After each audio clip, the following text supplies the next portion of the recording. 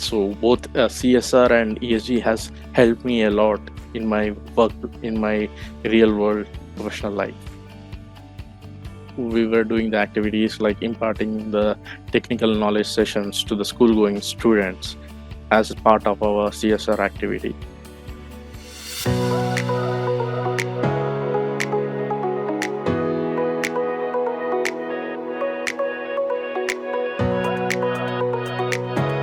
Hello, everyone, and welcome to another exciting episode of FaceTime with Leaders. I'm your host, Sunny Pancholi, and today we have got an incredible guest joining us. We are diving deep into the world of technology, leadership, and innovation with the one and only Mr. Pujari Kiran Kumar. Hi, Sunny. Thank you. Thank you. Good morning. Thank you for making me a part of this interview session. I'm very excited to be part of this, and I would like to share my journey with the DI and my professional experience. Good morning, and great to hear that, Mr. Kiran Kumar. Our audience is in for a real treat today. With over 18 years of experience in IT, you have worked across telecom, e commerce, and even led key DevOps initiatives. You have been at the forefront of some fascinating tech projects, isn't it? Absolutely. So every day it's a new challenge, and every day there is a lot of exciting challenges coming in. And being a part of a team, we collaborate and communicate and solve these real world problems, be it a development or DevOps or deployment activities as part of the IT and software development. So it was not a straight line, but it is a ups and downs with more challenges. Solving those problems, it has been a crucial journey with more challenges and achievements as well, which has brought me up to here and to the director's certification program. That's exactly what we are here to talk about today. From your work in software development to your leadership in continuous integration, you have built a career focused on shaping tech that scales. We will also dive into how corporate governance and leadership practices have influenced your work. Well, Sunny, so as we grow professionally um and mentally, right? So we come across different challenges and positions. So one such position, what I was exciting me is independent director. So I was going through this portfolio of this independent directorship from DI Institute. I was excited and have learned many things in terms of corporate governance and how the strategies and vision and missions are made in the company for making the company to run sustainable in the long run. So yeah, so that excites me as a part of independent director in corporate governance. Thanks for the DI Institute for making me the part of this journey. Great. And I'm sure our listeners are going to love hearing your insights, especially with how you have navigated both the technical and leadership aspects of IT.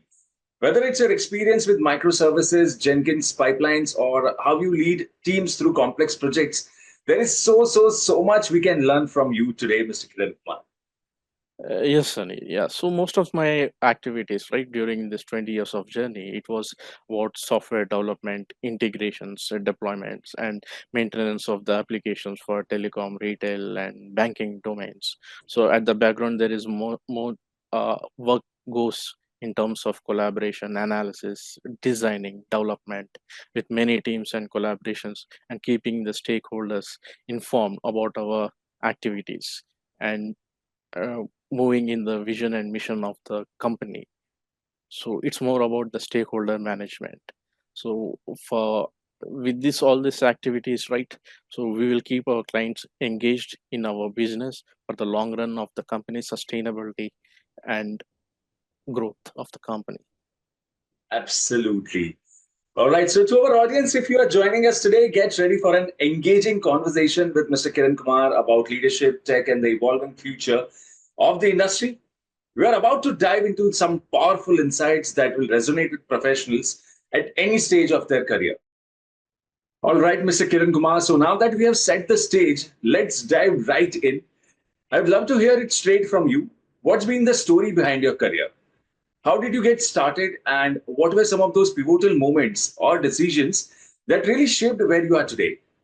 Yes, Sunny. Yeah, I am excited to share my professional journey, like how I get started and what went well and what were the challenges I faced and what made me to bring me over here. So I started as a programmer, associate programmer, after my uh, post graduation, which is Master of Computer Applications, somewhere in the year 2002. So I had opportunity for working for telecom company for customer support and business process opportunity, but being passionate towards my programming and development, right? So I was looking for an opportunity for software development side. So one such opportunity came into my journey and started off as associate programmer, so one of the insurance client, and started my journey. So I was started as associate programmer with analysis, designing, developing the applications, and gain some experience, which has given me a stepping stone to my journey. Then again, I started as a senior developer with more responsibilities in development of the applications for different clients. Then I was switching into different companies for gaining more knowledge in terms of technical. As you know, right, technically we have to gain more of the knowledge by when we work across multiple projects. So in this journey, I was working with different clients at banking, retail, and e-commerce. Then I switched to uh, as a technical lead with more responsibilities in handling the development and the maintenance of the application at a senior level in designing the applications and developing the application. This needs a more responsibilities of collaborations with the different developers, with different teams, different business stakeholders for thorough delivery of the application.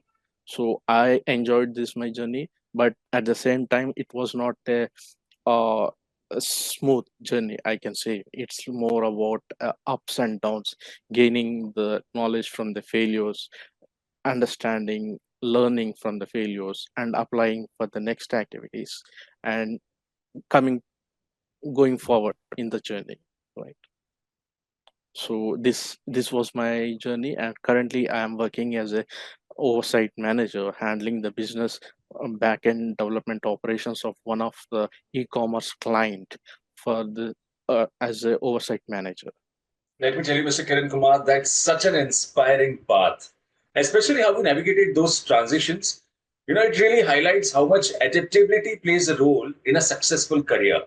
Well, it's all about the perseverance, what we thought. When we are passionate about our goal or an objective, and if we are making a constant effort in that direction, definitely our goal will be achieved.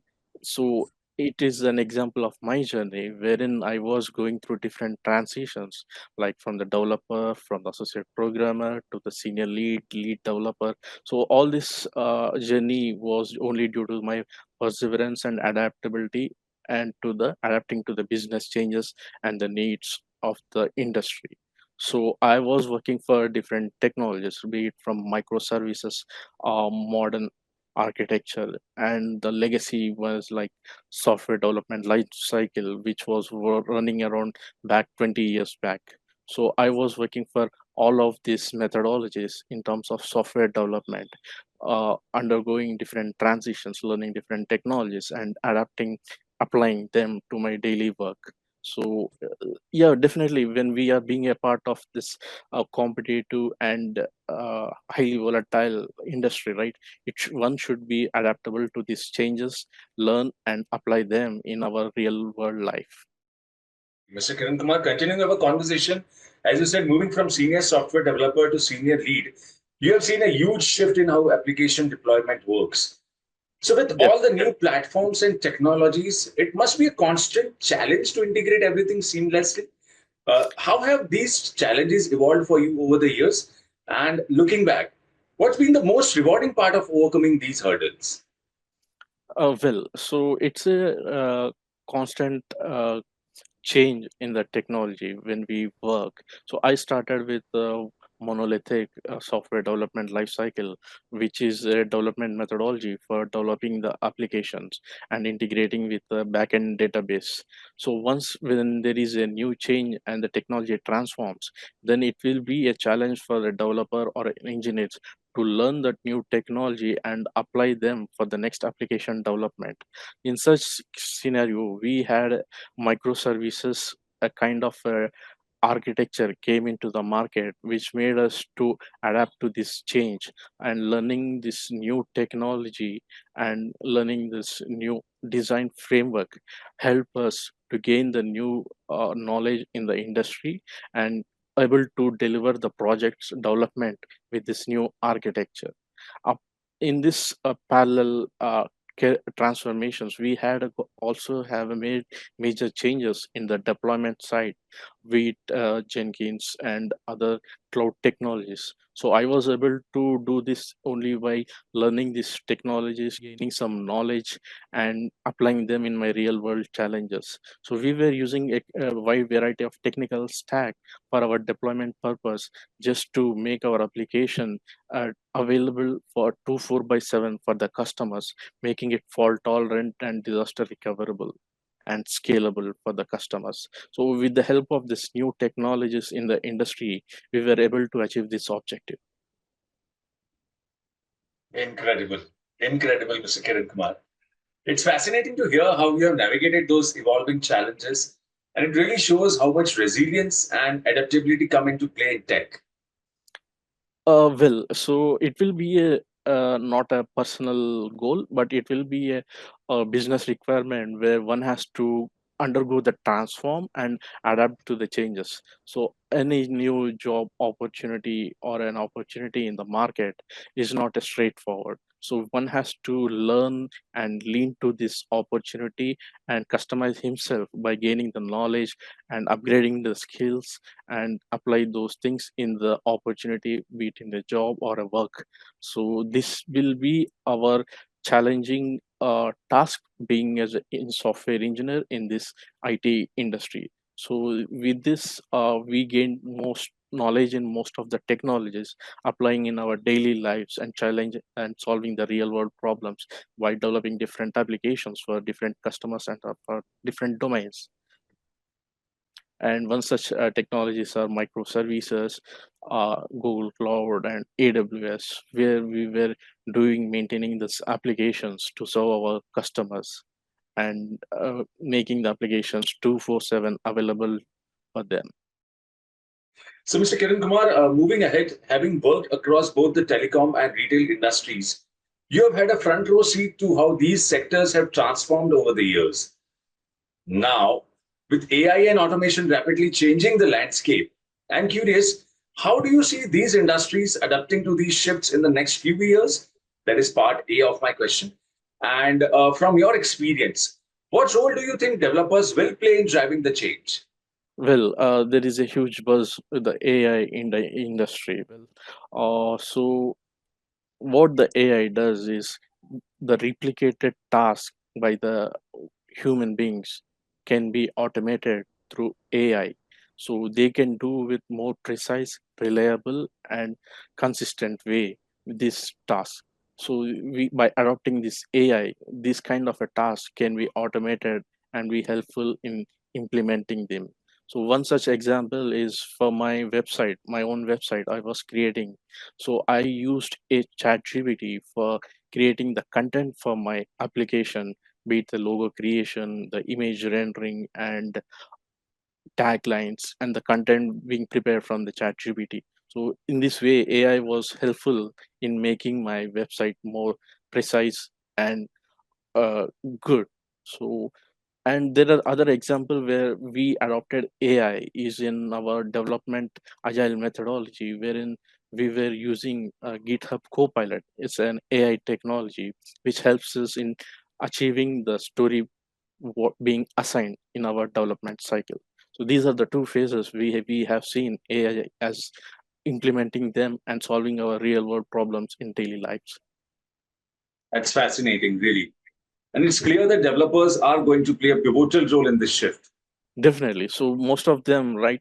So they will be doing the repeated tasks daily. So this way is where we can apply AI to do these things more reliable and a consistent way and more precisely.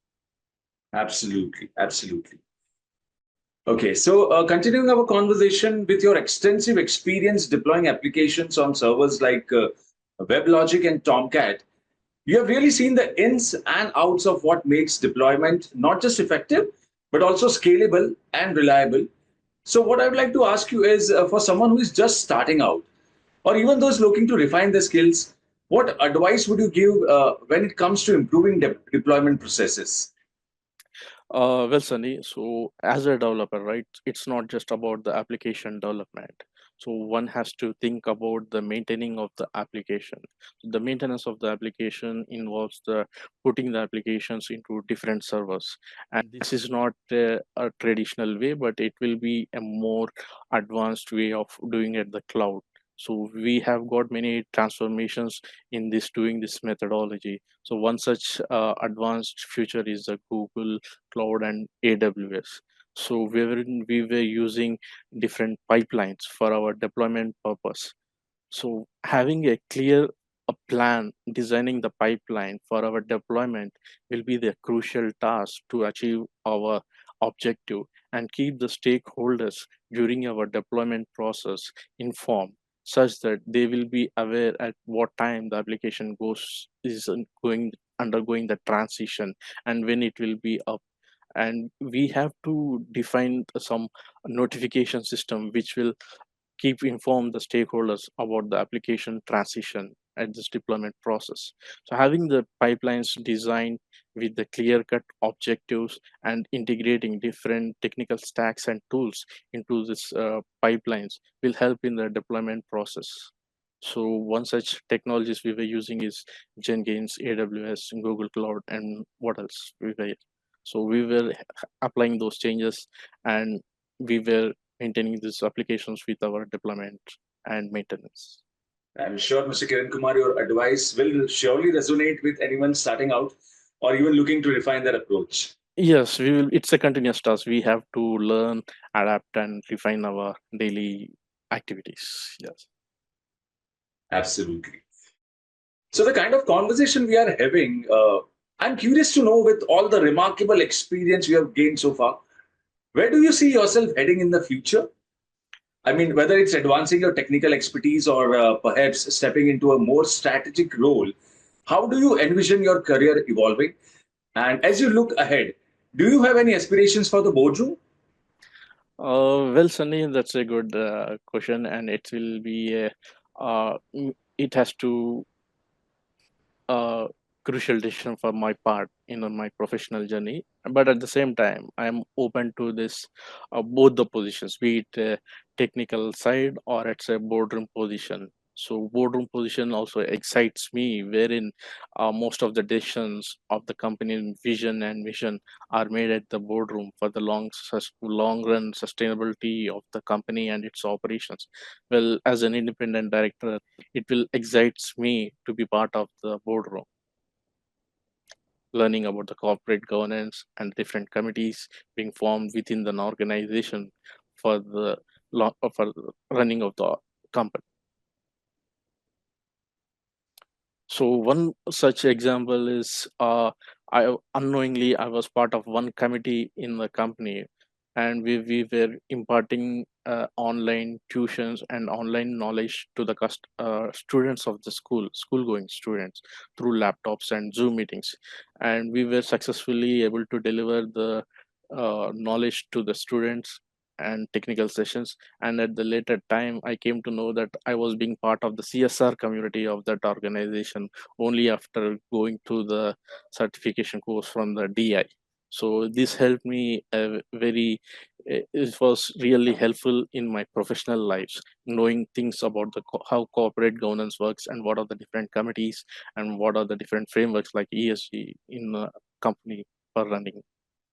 Absolutely. So, since we are talking about corporate governance and ASG, which are the buzzwords around, and talking about the principles of it, especially in the tech space, I'm curious, how do you see these principles being integrated into the tech industry? Well, so most of the tech industry, especially the IT and the software development, right? So we were being part of the CSR committee in the real work committee in the organization. So we were doing the activities like imparting the technical knowledge sessions to the school going students as part of our CSR activity. So this has gained a knowledge on my CSR community and its functioning within the company. And coming to the ESG is the most buzz creating in the corporate world. And it is business responsibility and sustainability reporting. So here we have got different principles. One such principles which adapt more precisely to the software development or IT industry is principle 3, which states about the well-being of the employee, like imparting training, taking care of the well-being of the employee, creating a healthy environment to the employees within the company, and helping the employee grow by giving them trainings both professionally and personally. So principle 3 addresses all of these activities within the organization. So we were being part of this activity, and we were implementing in our company about these principles as part of our ESG. So both CSR and ESG has helped me a lot in my work, in my real world professional life. Absolutely, because corporate governance, ESG aren't just buzzwords now. They are becoming a real driving force behind long-term success and sustainability in tech. Yes, definitely, Sunny. So both ESG and corporate governance are the crucial functions of an organization if it has a clear vision and mission for its growth. So when this corporate governance helps in achieving this by adapting the principles of the corporate governance by forming the committees, audit committee, CSR committee, stakeholder committee, so and doing the board reviews, appraising the board candidates, both executive and non-executive. This will help the company organization to shape for the future growth. And at the same time, ESG will help us to monitor and maintain the company operations by addressing the different principles of ESG, like maintaining and taking care of the well-being of the employees. Rightly said, Mr. Kiran Kumar. Okay, so that brings us to the last question of the podcast, and let me ask you. You have recently joined Directors Institute, so we would love to hear your thoughts on the experience so far and how has being a part of the DI community enhanced your career or skill set. Can you share any key takeaways? Well, that was a existing part of my professional journey. So right from the beginning, when I enrolled for the corporate governance as independent directorship, right?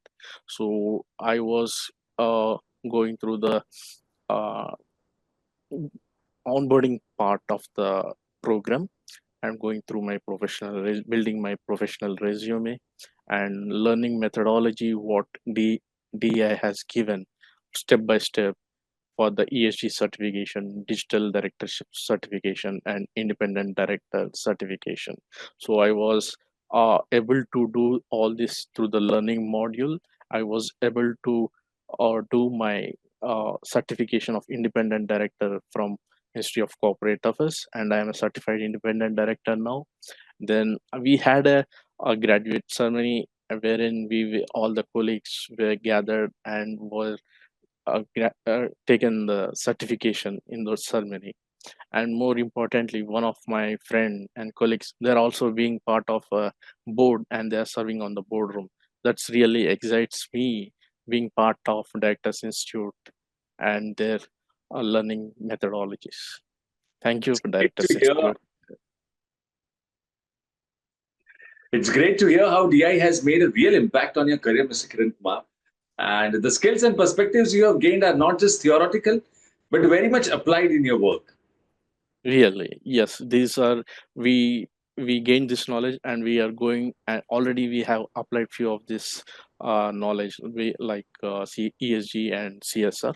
Now we are going at with more strategic decisions in our organization by through the skills what we achieved in the Directors Institute. Absolutely amazing to hear that. Well, folks, that brings us to the end of another enlightening episode of FaceTime with Leaders. I want to extend a big thank you to Mr. Kiran Kumar for sharing his journey and invaluable insights with us today. It's clear from our conversation how deeply his experience in tech and leadership resonates with the changing landscape of governance and innovation. Mr. Kiran Kumar, it's been an absolute pleasure having you on the show, and your expertise is sure to leave a lasting impact on all of us. Thank you, Sunny. Thank you, Directors Institute, for being part of this journey. Thank you. Thank you once again, Mr. Kiran Kumar. To all of you tuning in, thank you for joining us today. We hope you found today's episode as insightful and inspiring as we did. Don't forget to stay connected with us for more stories, experiences, and wisdom from leaders in various industries. Until next time, remember to keep pushing boundaries and striving for excellence in everything you do. Take care, and we will catch you in the next episode of FaceTime with Leaders. Thank you so much. Thank you.